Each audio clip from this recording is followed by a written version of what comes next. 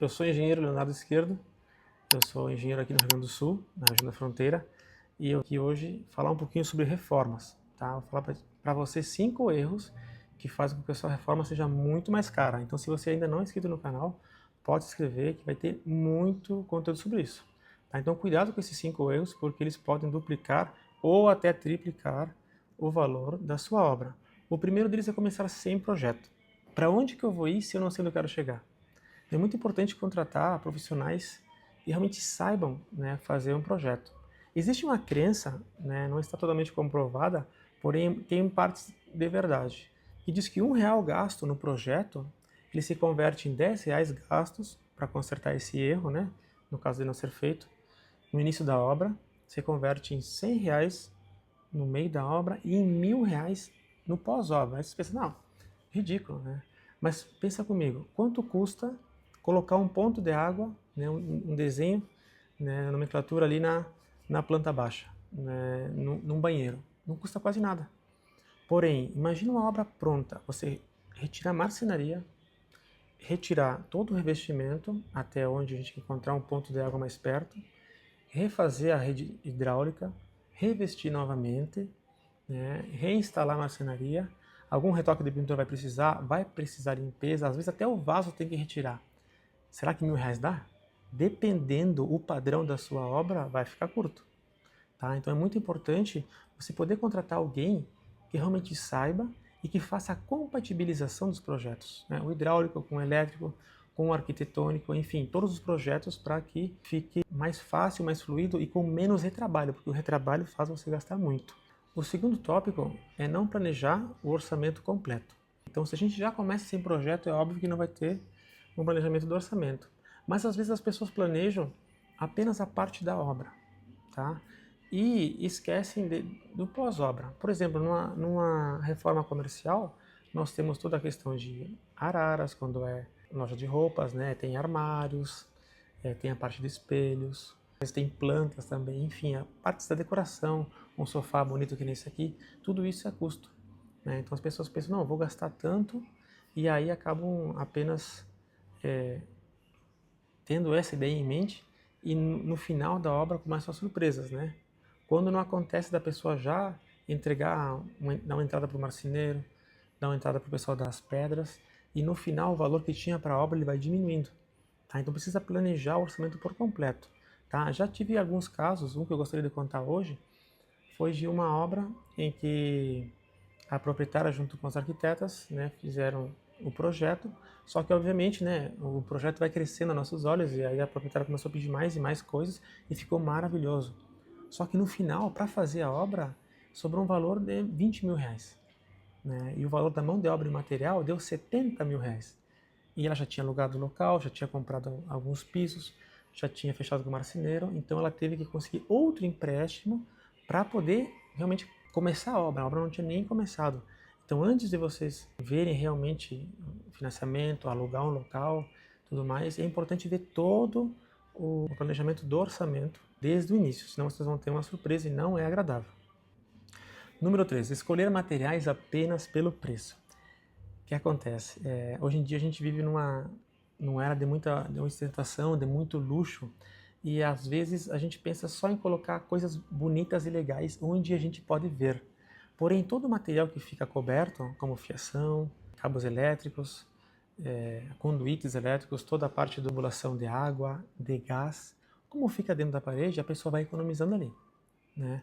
E o que acontece? Então vamos lá, vamos fazer uma reforma completa de uma casa. Então na cozinha, no banheiro, eu coloco os canos mais fininhos que tem, uma marca não conhecida, total, vai ficar dentro da parede. Se não der vazamento, maravilha. Aí o cliente chega lá, botou aquela marcenaria bonita, gastou na marcenaria, no porcelanato mais caro, legal. E o que ele fez? Comprou uma torneira de R$ 2.000. Monocomando, por exemplo. As torneiras de monocomando, elas têm 2 caninhos bem fininhos na parte inferior, que é onde a gente pode conectar ali. Então, se a pressão já não vier forte, ali diminui ainda mais a pressão. E não adianta você, né, chorar, pá, paguei uma torneira cara, R$ 2.000, e mesmo assim a pressão é bem inferior, bem baixinha. Né? E na verdade, o que é? É a tubulação que é fina, ou de má qualidade. Então a gente tem que ter o material, assim, não precisa ser um material mais caro, mais extravagante, mas de marcas conhecidas, né, e que dê para fazer aquele serviço da forma correta. Tá? Existem marcas boas e econômicas, né, que podem nos dar a qualidade necessária para a obra. Né? Se for para economizar, né, é fazer economias inteligentes, né, economizar em outras coisas, não na qualidade dos materiais, nem na qualidade da mão de obra. Número 4, a falta de cronograma. A falta de cronograma é o que acontece. Para quem não sabe, o cronograma ele vai dizer qual equipe vai começar a obra e o que ela vai fazer. E quais equipes vão trabalhar ao mesmo tempo. Né? Por exemplo, semana 1 vai trabalhar o pedreiro, né, e o encanador e o eletricista. Por que os três? É demolição. Só o pedreiro não faz?